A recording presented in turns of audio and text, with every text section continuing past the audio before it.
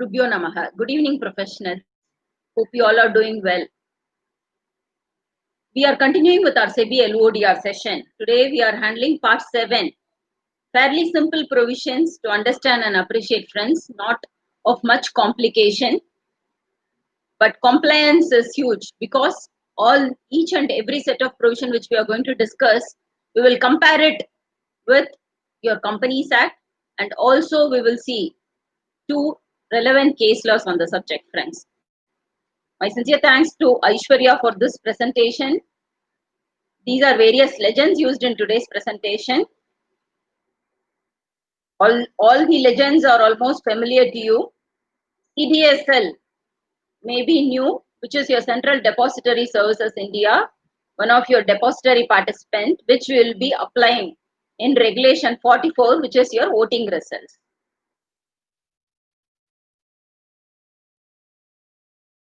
Outline of today's presentation, we are going to discuss about Regulation 44, which deals with your voting results, and what are the mandatory provisions which you have to accommodate for your shareholders.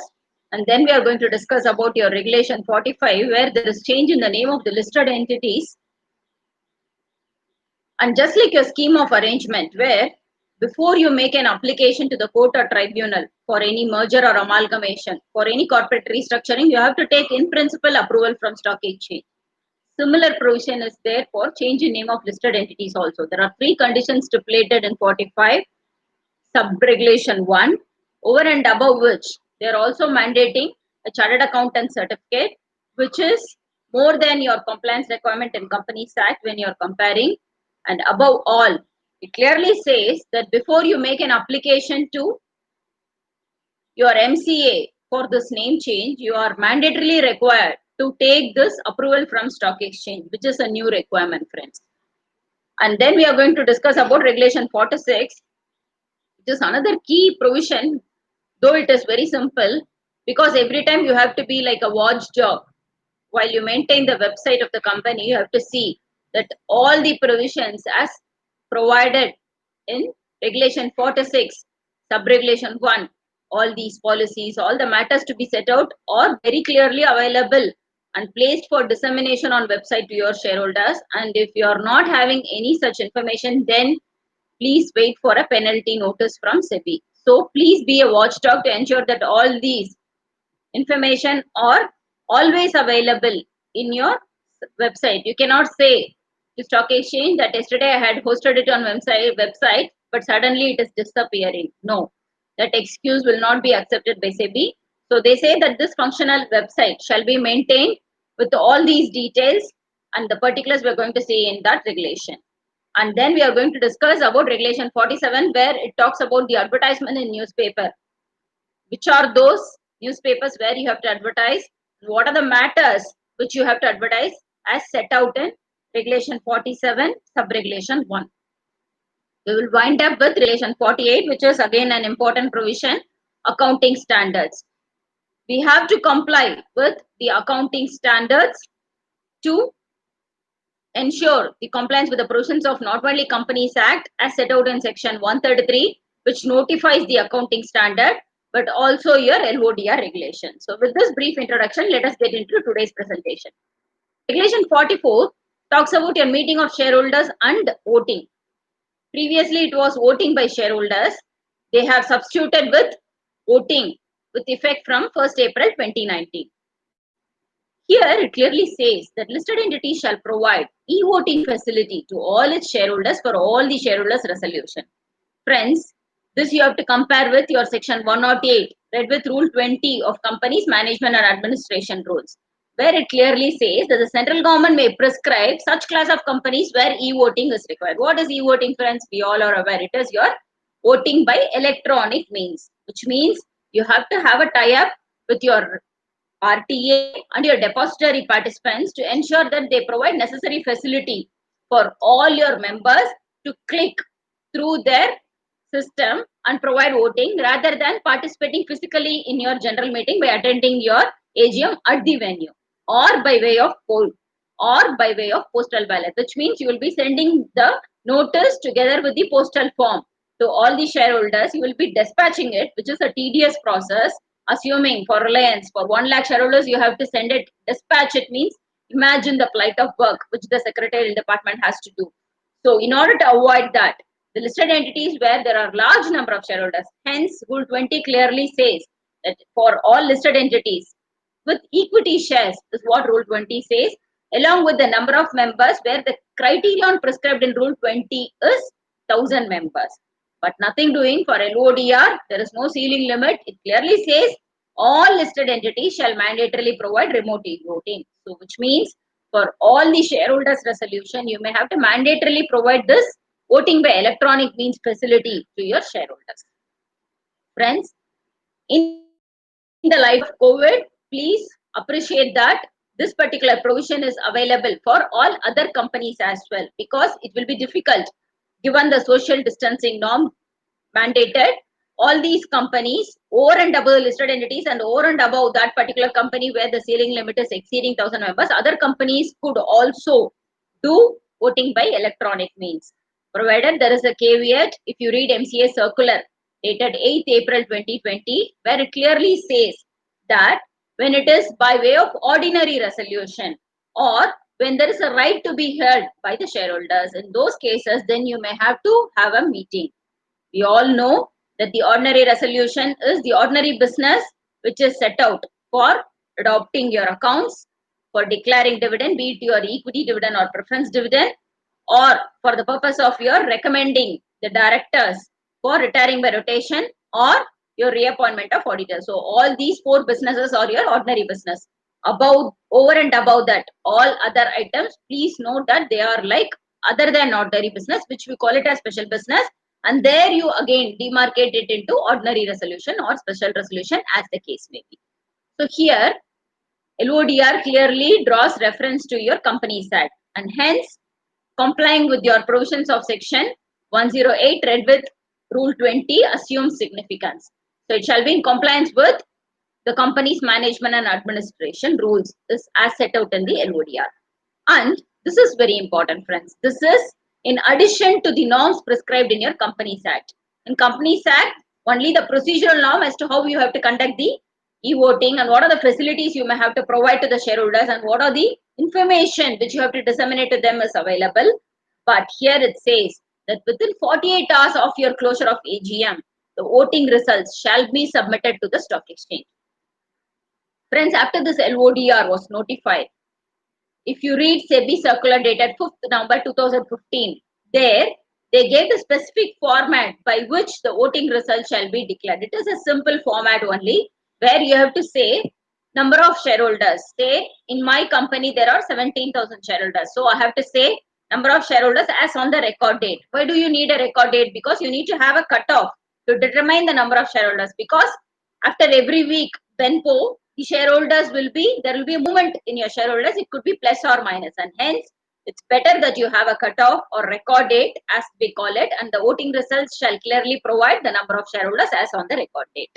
Then you will provide the number of shareholders who participated at the venue of AGM. If you are going to convene the AGM at your music academy, then you have to say how many shareholders out of those 17,000 shareholders physically attended the meeting. And then you have to say how many of them attended through video conferencing. So all these attendance details you may have to provide with bifurcation. And then the chart comes where you will say for each agenda, you have to give the agenda wise resolution. Say for accounts adoption, you have to say agenda item number 1 or this ordinary resolution for approval of accounts. There again you have to say the category wise shareholders. Promoter group will be the first category. Second category will be your public institutions or public non-institutions. So under public institutions, you will have all these foreign corporates, corporate bodies, other entities, and non-institutions will ideally be your individual stuff. So promoter, public institution, public non-institution are the three categories. And then for each category of shareholder, you will say number of oaths that they hold. If I am a shareholder and I am holding 7,000 shares in a company, I'll say 7,000 shares. Percentage out of the paid up capital will be the next in the next columnar format we have to provide, and then you will say out of 7,000 shares, if for approval of accounts I am going to vote in favor for 5,000 shares, and I am going to vote against for 2000 shares. Can I do so? Yes, I can split, because for every one share, one vote. So for 5000 shares, I am going to say voted in favor, percentage of voting in favor of the resolution, and then I will give 2000 shares against the column voted against the resolution, and percentage of shares voted against the resolution. Like that, you have to split and show for each resolution and submit this voting result to the stock exchange. Of course, friends, you will have a scrutinizer. Scrutinizer could be your practicing chartered accountant or a company secretary. Again, a scope for all these practicing professionals to do the scrutinizer job. Why are they required? Because they will scrutinize in the venue of AGM in the interest of shareholders if everything is happening in the just and fair manner. And also the voting results, they have to keep it. If they are going to be by way of postal ballot, it should be kept in a sealed cover, and they will be consolidating all the votes, whether it is vote by way of poll or vote by way of postal ballot or e-voting. E-voting, again, the link and access will be provided to them, and they will be accessing and counting all these votes and consolidating and submitting it to the company. And chairman and the scrutinizer, both of them will countersign, and this particular report will be submitted to the stock exchange. So this is the format for Regulation 44, friends. LE shall send proxy forms to the holders in all cases mentioning that the holder may vote either for or against the resolution, which means you are going to give them the prerogative that it is not compulsory that you have to vote for the resolution. If you are against the resolution, you may do so, is a hint which you are going to give. That's why they are saying in your proxy form, please indicate that as well for a listed entity. And for top 100 listed entities based on market cap, it is clearly mentioned that within 5 months from the date of closing of the financial year, you may have to conduct the AGM, which means for March, you have to certainly conduct AGM on or before 31st August. Next comes Regulation 45, which talks about your change in name of listed entities. We all know, again, we will compare this with Companies Act, that you will submit one name availability through your run form, and once it is approved within 60 days, you will be doing this INC 24 form for making an application to central government for change of name. Of course, the central government has delegated its power to ROC, and hence ROC has the right to issue you the fresh certificate of incorporation consequent to change of name. This is the process which we all are aware of. Pursuant to section 13 subsection 2 of Companies Act, read with rule 29(2) of Companies Incorporation Rules. Over and above that, 45(1) clearly says in SEBI LODR that at least 1 year should have elapsed from the last name change. You cannot just keep making an application for change of name. So they say that there should be a cooling off period of at least 1 year. And there is a criterion prescribed, threshold with regard to revenue or asset. What is that? With regard to revenue, at least 50% of the total revenue in the preceding 1 year should be accounted for by the new activity contemplating to the new name, or at least amount invested in the new activity or new project which is attributing to this name should be for at least 50% of the assets. In the next slide, we are going to see what is the definition of asset as specified in LODR. And if LE has changed its activities which is not reflecting its name, then again regulation clearly says that you better make a fresh application within a period of 6 months from the change of activity in compliance with the provisions of Companies Act. And let's see the definition of asset. It is a consolidation of your fixed assets, advances, WIP, inventory, investment, trade receivables, cash and cash equivalents. And if you read advanced explanation given in LODR, it says that any amount which is attributed to the contractors and suppliers. So for example, I am doing a project, and that for that construction project, I am going to change the name of this company. I'm already having a name as ABC Technologies because I was doing this hardware and software business earlier. But now I'm intending to get into the projects, construction project, for which I have extended advance to various suppliers and contractors. I have given a lot of bids, tenders, and for which this is attributing to a total exceeding 50% of the assets, then ABC Technologies Limited could be changed to ABC Construction Limited. provided you satisfy those conditions as set out in regulation 45 subregulation 1. So that is where this asset advance calculation will assume significance. Please stop me if you have any doubts, friends. On satisfying these conditions, LE shall make an application for name availability. This is very important. So after run, make an application, and before you do this INC 24 filing, you ensure that you take an approval from stock exchange. So in between, before you have this name application submitted for approval and getting a fresh certificate, get this particular in principle approval from stock exchange.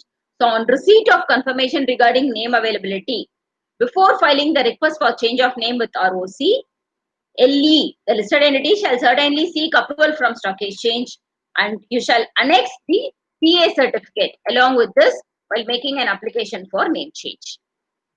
Here we will see one interesting case law. 63 Moons Technology Limited is the name of the company now, and formerly it was Financial Technologies India Limited. These are various chronological dates of events, friends. 18th April, the company had intimated stock exchange regarding the outcome of the board meeting where they placed this proposal for changing the name of the company from Technologies, Financial Technologies to 63 Moons. 22nd April, they sent a copy of postal ballot notice for seeking approval of shareholders for change of name, because we all are aware that under 13(2) you certainly require shareholders approval for change of name. 16th May, they did obtain CA certificate pursuant to your regulation 45(1). 25th May, postal ballot results were announced by the scrutinizer, and 27th May, they sent the fresh certificate of incorporation received from ROC. Friends, please note here that 27th May, the company had received this certificate of incorporation from ROC. On the very same day, they have disseminated this information to stock exchange. But what they should have done before taking this approval, before making an application under INC 24, they should have taken in principle note from stock exchange, which is what they failed to do, and consequent to which there was a penalty imposed. Let's see. So the violation is the company filed the request for change of name before getting the approval from stock exchange. On receipt of certificate from chartered accountant, they did submit the necessary application to NSE, and NSE actually accorded in principle approval without noticing the fact that the company had already obtained this certificate of incorporation consequent to change of name. Subsequently, after noticing that this company had obtained this certificate of incorporation, they withdrew the in principle approval. NSE withdrew its approval, and thus the company violated the provisions of regulation 45(3), and adjudicating officer was appointed according to section 15I of SEBI Act and 23I of SCRA. Friends, what is 15I? 15I talks about if you are going to create any loss to your investor, or if there is going to be any disproportionate gain that you are going to, you means the listed entity is going to derive out of any action which they do, or there is repetitive default. Last year, I failed to publish the financial results. This year, I am failing to make this particular disclosure under regulation 45. Then there is repetitive default. The company is having continuous default in one regulation or the other, and hence this invokes section 15I. What is 23I? 23I of Securities Contract Regulation Act says that from section 23A to section 23H, you have every right to appoint. If there is a violation under any of these set sections, then you can appoint a person not below the rank of division chief from the board, which is your SEBI, for the purpose of protecting the interest of investors. Show cause notice was issued on 1st February 2017 as to why this inquiry should not be conducted, and they certainly provided an opportunity of being heard to this particular noticee. Personal hearing was given on 12th October.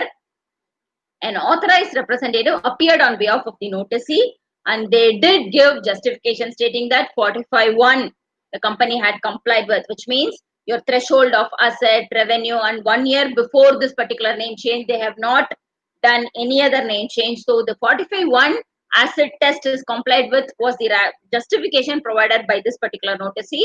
And not only that, they said 45(2) and 3 are of technical nature, which means it is only CA certificate and submission to stock exchange And there was an omission before doing it to stock exchange, they did get the approval from MCA was the justification placed by this particular notice. However, a violation is a violation, friends, and hence this company was levied a penalty of a minimum penalty of 1 lakh because 15 HB, if you read the provision, it clearly says that where there is no separate penalty or specific penalty assigned to any violation, then a minimum of 1 lakh and a maximum of 1 crore could be levied. But in this case, when we read it along with your 15H, there is no disproportionate gain or unfair advantage or loss caused to the investor, or past default was not noticed in this particular company's case, and hence the minimum penalty of 1 lakh was imposed by the adjudicating officer. Let's now look at Regulation 46, which is a functional website to be maintained by all the listed entities. The various details to be provided are as enshrined in 46.1. What are they? Your business details. Appointment of IDs, terms and condition. Friends, this is also available in your Schedule 4 read with Section 149 of Companies Act. Composition of various committees of the board. Your audit committee, who is the chairperson and who are the members. Likewise, your NRC, SRC, RMC, for all the committees, you may have to declare that code of conduct of board and senior management, and you will be affirming this particular code of conduct in your annual report, and hence this code of conduct maintenance in your website assumes significance, and details of establishment of your vigil mechanism or whistleblower policy, similar to your provision in Section 177 of Companies Act, and criteria of making payments to NEDs. What kind of payment will you make to your NEDs? It could be your commission as provided in your 197, or it could be by way of any remuneration. So all these remuneration details, you may have to draw the policy and disclose those details on the website to make it transparent and fair. And policy on dealing with your related party transactions, material subsidiaries, how you are going to determine. You have already seen in our previous webinars that there is the threshold to be determined for the purpose of whether the subsidiary will be construed as a material subsidiary or not, and familiarization program. This is very important, friends. There is a passing remark in your Schedule 4 that the familiarization program, but if you read LODR, there are specific provisions with regard to familiarization program, making it imperative for all the listed entities to certainly take this compliance in a serious manner. So number of programs, which means if you take your independent directors for a factory visit, or if you are going to give them any workshop or conduct them training, so that they get well acquainted with your business, the processes, systems and functions of the company, and so that they can effectively contribute and effectively deliberate in the board meeting is the intent. And hence the familiarization program, you may have to certainly provide the details as to number of programs which you have conducted, the number of hours spent by each of your independent director, and other details as you consider to be relevant on the subject, and email address for the grievance redressal and other relevant details, and designated officials of the listed entity who are responsible for handling your investor grievance. Predominantly, it will be your company secretary or compliance officer of the listed entity. Financial information, providing details about the board meeting where your financial results are being considered and recommended. If it is going to be your AGM, recommended to the shareholders for approval, and financial results on conclusion of board meeting, you may have to host your financial results with a signed copy of your managing director or director who is authorized by the board as provided in your regulation 33, and complete copy of your annual report. This is very important. This assumes significance in the next case law which we are going to see, friends. The annual report should be a complete set and it should be in a downloadable form. Just for the sake of uploading, you should not be providing one annual report. It should be in a readable fashion for your shareholders and other stakeholders, along with your shareholding pattern and agreements if you have entered with your media companies. Say, for example, I have a PR and I am going to have these press meets and others routed through this particular PR. Then if there is going to be an agreement, certainly the details have to be hosted on your website. Then analyst, investor, institutional investors. This is very important, friends. Practically, I have had a lot of difficulties here. In listed entities, what happens is investor meet. You will be providing the dates to the stock exchange and immediately you will be hosting it on the website, because this regulation 46 clearly says that simultaneously it should be share with your stock exchange. So what happens is the investors or the road show, what you're going to conduct, the dates will be varying. So do we need to provide the varied dates, or if there is going to be any deviation or change from what was hosted before? The answer is yes. So as and when there is a change and as and when there is an update with regard to the presentation which you are going to make to the investor, even if it is repetitive or continuous, you may have to certainly host it on the website and simultaneously declare it to your stock exchange. And old name and new name, you may have to certainly put it on your functional website for a period of 1 year. If you read it with Companies Act, there it is 2 years as per section 12. Here it is 1 year. Items which are then, if you ask me whether 1 year or 2 years I may have to maintain, then please maintain it for 2 years, because always we will apply the logic of conservative rule.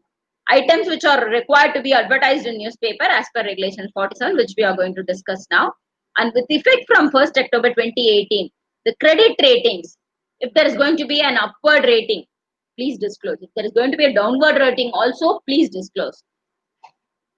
Separate. Then if you ask me, every year there is the rating is going to be the same, then am I required to disclose? Not required, because any change in the rating is all that is warranted.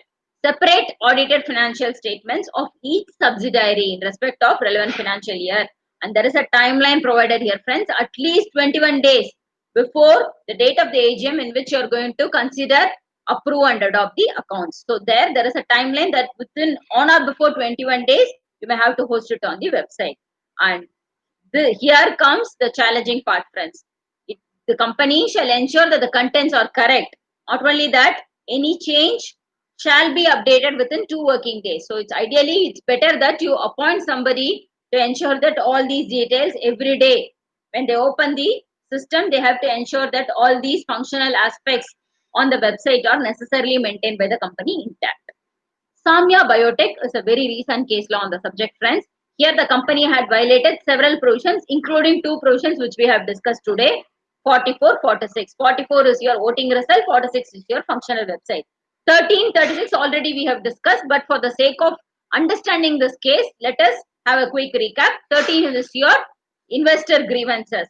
Friends, please remember, this is taken up very seriously by SEBI, and hence they have introduced this platform, SCORES platform, which is your complaint redressal mechanism platform. And all the companies have to necessarily redress the grievance and submit the action taken report. If you read the SEBI FAQ, they have given a clear timeline of within 30 days. You have to at least take necessary action on the investor complaint. If you are not doing that, then there is serious violation of section regulation 30. And 36(1), delivery of company's annual report to your shareholders. In this case, adjudicating officer was appointed on 26 December 2018. A show cause notice was issued on 5th April as to why an inquiry should not be held because of violation of all these regulations, and the notice was returned undelivered, and hence the notice was posted on a conspicuous part of the company's address as per regulation 7C of your adjudication rules. Because we have seen that if some of the notices return undelivered, then under the statute you have every right to affix it on the premises of the address which is registered with the regulator, and which is what was done in this particular case. Even after that, there was no reply received for a specified period of 14 days time period as indicated in the notice. Adjudicating order was passed for violation on 28 June 2019 for all the matters as specified earlier. Your regulation 13, your regulation 36, 44 and your regulation 46. And penalty of 25 lakhs was imposed on the noticee under 23C. If you read 23C, as mentioned earlier, SEBI investor compliance assumes significance. So 23C talks about non-redressal of your investor compliance, and if the company is not going to obey the order of SEBI and not redress the grievances of investors, then the penalty of 1 lakh for every day during which the default continues is as provided in your 23C. And if you read 23H, again it says that if there are no specific penalties assigned to any specific regulation, rules, orders or bylaws of any stock exchange, then a penalty up to a maximum of 1 crore is as specified in 23H, and hence this particular penalty was levied to this company. Regulation 47 talks about your advertisement in newspapers. Which are those matters which have to be advertised in your newspaper? 47.1 clearly specifies your board meeting where financial results shall be discussed, which means every quarter, be it unaudited or annual audited financial results, you have to certainly publish it in the newspaper. Financial results as specified in your Reg 33. So, your advertisement text, whatever financial results as per the format provided in Reg 33, you may have to certainly post it in the newspaper and on the website of the company, along with the modified opinion of the auditors as well. And in the case of consolidated financial statements, there are three matters which are required to be stated. What are they? Turnover, PBT, PAT. And in the footnote, you have to certainly give the web link so that the shareholders or any stakeholder can certainly take access from there and draw reference to your detailed standalone financial results under your CFS.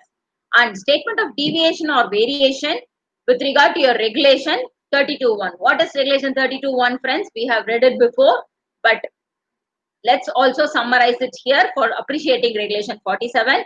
If there is going to be rights issue, preferential issue, private placement, public issue, you have to give the object for which you are going to have this particular proposed issue. The objects will be as stated in your prospectus or in the offer document as the case may be. And in this case, if there is going to be any deviation from the object which was already declared in these offer documents, then you owe an explanation for the interest of the shareholders. Notice given to shareholders by advertisement. So your AGM notice or your postal ballot, all these notices which you are going to distribute to your shareholders, that shall be advertised. The details have to be advertised, and link of website of the stock exchange and listed entity where further details are available shall be given as a reference in your publication, because you cannot set out all the matters in your newspaper application. To provide you that leeway, they are saying that web link will do, and this is very important. Every information as provided in 47.1, the matters as set out in the previous slide, shall be published in newspaper and simultaneously disseminated to the stock exchange. And in case of financial results, they have given a clear timeline that within 48 hours of conclusion of the board meeting, you shall ensure that it is published in the newspaper. Which are those newspapers? And one English language national daily newspaper and one daily newspaper published in the language of the region where the registered office of the company is situated. However, this is exempt for the companies which are listed on SME exchange platform. We'll complete with regulation 48, friends. No specific matter is prescribed here. Very simple. Clearly said you shall comply with all applicable and notified accounting standards from time to time, which means 129 of Companies Act clearly says that you shall you shall give a true and fair view of the financial affairs, plus you shall comply with the accounting standards as specified in section 133 of Companies Act, which means the listed entity shall comply with the applicable and notified accounting standards as set out to all these entities from time to time. So with this, we are concluding part 7 of the webinar. We will be continuing with this particular LODR part 8 from regulation 49 in our next week, friends. Take care, stay safe, stay happy.